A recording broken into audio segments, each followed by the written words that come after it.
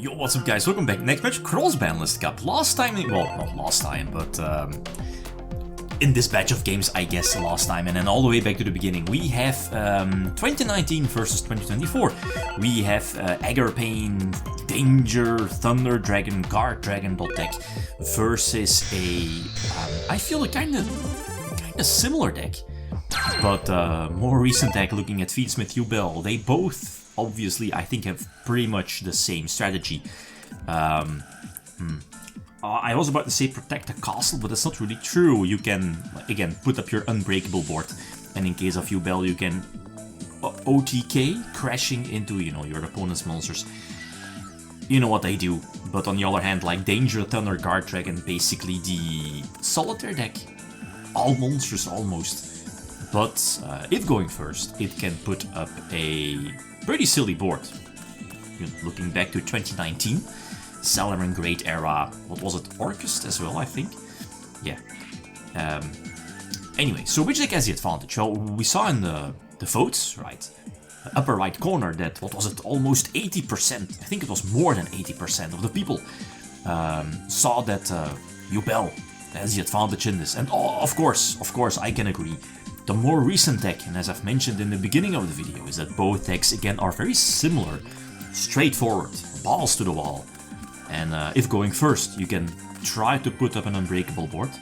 And here is where, again, the more recent deck having the advantage of the hand traps, easier locks, more consistent one-card combos, and looking at Yubel, for example. So that's where obviously Yubel has the advantage. Thing is that Danger, Thunder, Guard Dragon, if the deck still, you know, wants to be in it, at least the deck needs to win more games, right? So we'll see, maybe 1 or 2 games, because again, Yubel obviously is the, at least is the deck that has the advantage. Anyway, we get nipped, but we're still in it, and I went after the hand, because going for any extra deck play would not have made sense, I think.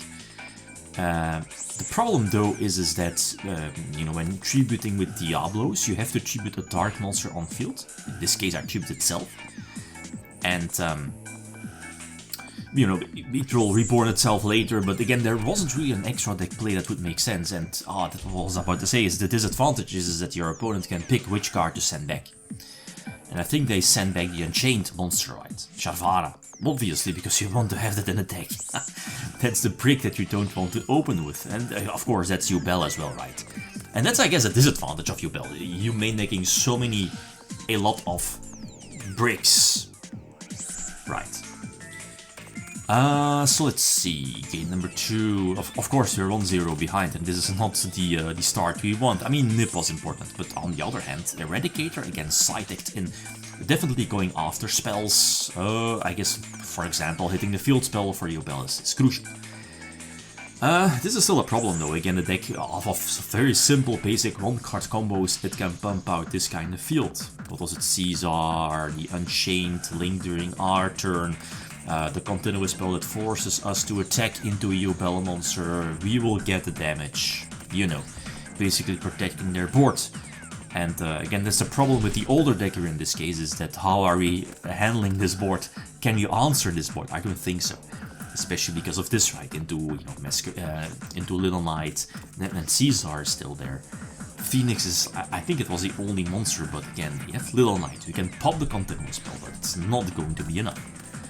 Yeah, again, it feels we're behind. And feeling, I spoke about hand traps before, and if there's a hand trap that locks this entire deck in its tracks, it's Droll. This is what it is. Maybe there was like an escape route, with Eradicate, like hoping that, you know, there were at least a lot of spells, but that wasn't the case.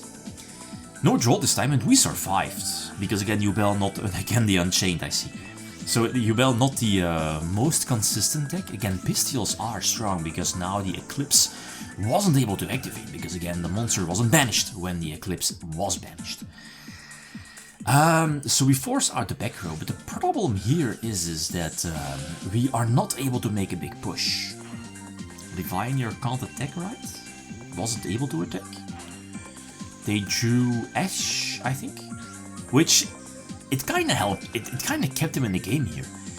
Because now we aren't able to establish our board even further. I think we needed the Wyver, Burstar, Collapse Serpent engine. And I was about to say, were we sure to make game next turn? Yeah, I think so. Depends if they like have Ash, they probably set Ash right. But I mean, fair enough. Like as I mentioned before, Yubel Fiendsmith is the deck in this matchup that has like so many one-card combos, so many one-card plays, like one Fiendsmith, whatever. Like I think there was a top-decked Samsara, right? That's, you know, on its own is already game. Because again, that engine, you know, pivots, Fiendsmith pivots into Yubel, as you know. The question now is that are they able to attack for game? Obviously, I left my monsters in attack position because, you know, we had to make a push, right? But it is what it is. It hurts, but at the same time, it felt that Danger Thunder Guard Dragon, again, very similar, didn't really have that much chance. So, GG.